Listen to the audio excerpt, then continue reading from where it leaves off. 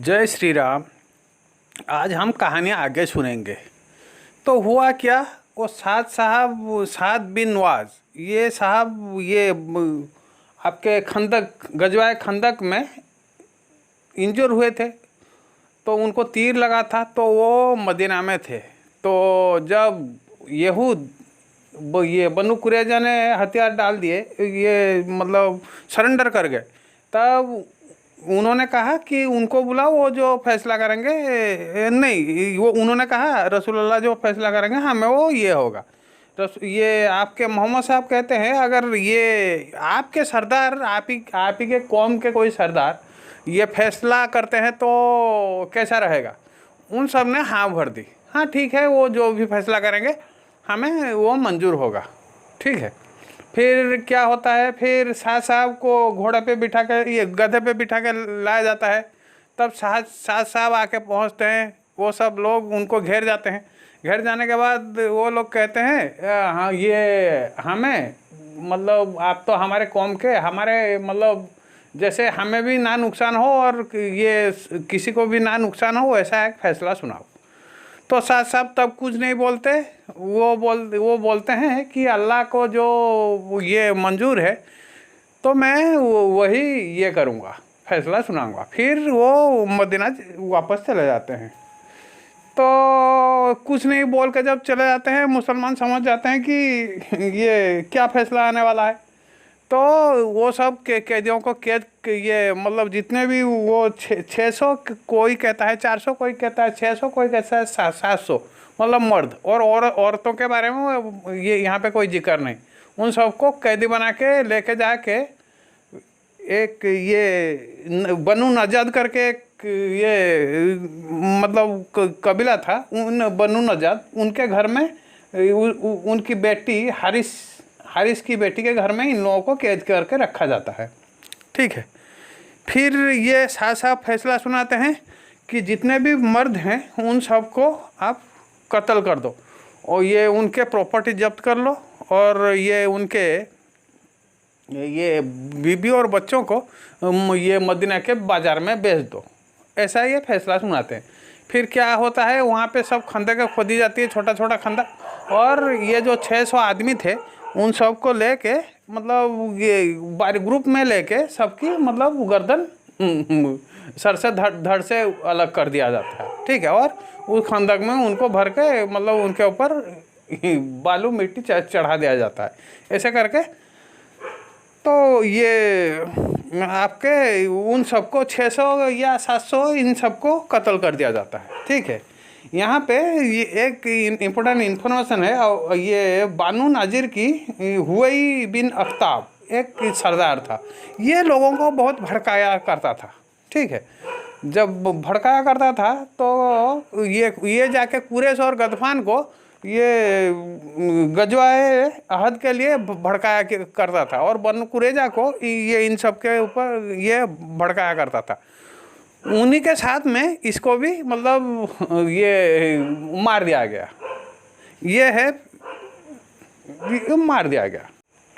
तो साद बिन नवाज फैसला तो सुना देते हैं। तो वो तो इंजर थे। उसके बाद क्या हुआ, वो मतलब कभी लेटे हुए थे, उनके ऊपर से एक बकरी गुजर गई, तो उनका घाव फिर से ताज़ा हो गया। तो और इतना खून बहा कि वो मर गए। ये कहा जाता है कि उनके जनाजे को मुसलमान के साथ साथ ये फरिश्तों ने भी कंधा दिया था। ऐसा सुनने को आता है, स्टोरी में है। ठीक है। तो फिर आगे क्या, आगे अबू लुबाबा जो वहाँ पे मदीना में ये मस्जिद नबवी में ये खुद को बांध के रखे थे, 6 रात गुजर गया। तो वो तो गए थे फैसला मतलब ये करने के लिए, आपका क्या बातचीत करने के लिए मॉडरेटर के हिसाब से, तो शांति दूत। तो वो तो फैसला इनके हक में आया नहीं, तो जंगें करनी पड़ी। तो वो अपने आप को माफ़ नहीं कर पा रहे थे, तो फिर ये वो बांध के वहीं पे बैठे हुए थे। तो नमाज के टाइम उनके बीबी आके उनके हाथ खोल देती थी। फिर ये नमाज पढ़ने के बाद फिर वो अपने आप को बांध लेते थे। उनका तौबा सईदा उम्मे सलमा के घर में ये उनकी तौबा ये कबूल हुई। मान लो ये जो माफ़ी है ये फिर लोग ये कबूल हुई। फिर लोग आके उनको खोलने के लिए चले आए, लेकिन उन्होंने कहा नहीं, मुझे अगर खोलेंगे तो ये नबी ही खोलेंगे, मोहम्मद साहब खोलेंगे, और कोई नहीं मुझे छुएगा नहीं। तो मोहम्मद साहब आते हैं, उनके हाथ खोल देते हैं। सुमामा बिन उसल ये करके एक आदमी था, ठीक है। वो मोहम्मद साहब के दीन को भी नफ़रत करता था और मोहम्मद साहब को भी नफ़रत करता था। एक रोज़ उसने क्या किया, वो ये भेष बदल के मतलब ये निकला मोहम्मद साहब को कत्ल करने के लिए, ठीक है। इस तरफ से मोहम्मद साहब क्या करते हैं, मोहम्मद साहब ये मोहम्मद बिन असलमा, इनको ये कुछ प्रॉब्लम था बानी ये में, बानी बकरी बिन किलाब में। तो जो 7 रात की फासले पर है ये मदीने से, वहाँ भेजा था, ठीक है। तो वो तो ये कुछ उन लोगों का काम नहीं हुआ। तो वो जब लौट रहे थे तो ये असलामा मतलब समामा ये इसको मतलब संदिग्ध हालत में उसको पकड़ लिए, वो पकड़ के लेके मदीना चले आए, ठीक है। वो उसको मदीने में वो मस्जिद होता है वहीं पे बांध दिए, ठीक है। मोहम्मद साहब अगले सुबह आते हैं, उससे पूछते हैं सुमामा क्या हाल है, क्योंकि ये मक्का से ये मतलब मक्का से थे, तो ये दोनों आपस को मतलब दोनों को पहचानते थे। वो भी कोई कुरैश की कबीले से थे ये सुमामा साहब। तो मोहम्मद साहब पूछते हैं सुमामा क्या हाल है, तो वो बोलते हैं ये मोहम्मद मेरे नज़दीक खैर है, अगर कत्ल करोगे तो एक खून वाले के कत्ल करोगे, अगर ये एहसान करोगे तो एक कदरदान के ऊपर एहसान करोगे। बोलो तुम्हें कितना माल चाहिए, मैं सब दूंगा, ठीक है।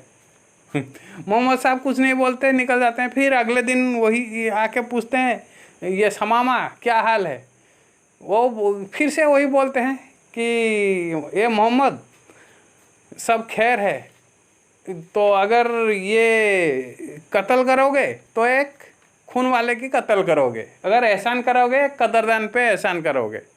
बोलो तुम्हें कि ये कितना माल चाहिए, सब मिलेगा। वो भी उस दिन हंस देते हैं मोहम्मद साहब और निकल जाते हैं। फिर अगले दिन भी यही सिलसिला चलता रहता। फिर मोहम्मद साहब ये बोलते हैं चलो इसको छोड़ दो। तो इकरम करके एक सहाबा थे, वो छोड़ दी, मतलब उनको खोल दिए। तब ये वहीं पे गुस्ल किए और मुसलमान हो गए, ठीक है, और इस्लाम कबूल कर लिए। तब ये क्या करते हैं, ये फिर वहीं से मक्का वापस आते हैं, ठीक है। वापस आके एक गुमतुम करके कुछ था इनके पास, तो कुरैश उनको बोलते हैं तुमने ये इस्लाम कबूल कर लिया, तो उनको भला बुरा कहते हैं। वो बोलते हैं हमें गुमतुम दे दो। तो वो बोलते हैं कि ये मोहम्मद साहब जब तक नहीं कहेंगे मैं गुमतुम ये एक फूटी कुछ भी तुम्हें देने वाला हूँ नहीं। वो गुमतुम क्या है, वो तो अरबी वर्ड है, मेरे को समझ में नहीं आ रहा है, खैर जो भी है। तो फिर ये कुरैश की हालत ऐसी पतली हो जाती है, वो मोहम्मद साहब को ख़त लिखते हैं कि इनको बोलो ये आपके जो समामा को बोलो कि वो गुमतुम दे दे। तो मोहम्मद साहब ख़त लिखते हैं, वो गुमतुम उससे मिल जाता है। हम पहले सुन चुके हैं कि राजी में वो 10 ये को शहीद कर दिए थे, मुसलमान को वो बुला के लेके गए धोखे से, चलो हमें ये इस्लाम सिखाओ। तो वहाँ जाके 8 को कत्ल कर दिए और 2 को मक्का के हाथों बेच दिए। वो लोग खरीद के वो उन लोगों को बेदर्दी से कत्ल कर दिए, ये हमें मालूम है। तो मोहम्मद साहब को इनसे बदला लेना है।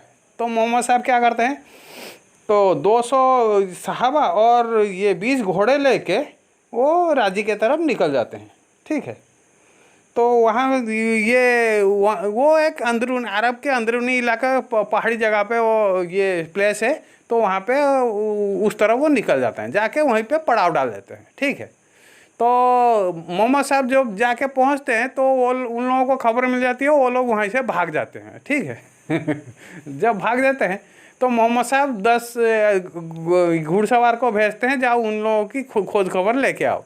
ये लोग जाते हैं, मतलब कहीं उन लोगों की खोज खबर कुछ नहीं मिलती, तो ये लोग वापस फिर से चले आते हैं। तो ये इसलिए करते हैं कि कुरैश तक मोहम्मद साहब की कारनामे, मतलब वो कैसे भगा भगा के लोगों को ढूंढ ढूंढ के ये कर रहे हैं, और मोहम्मद साहब से लोग कैसे डर रहे हैं, ये कुरैश के तक जैसे खबर पहुंच जाए, ये इसलिए करते हैं।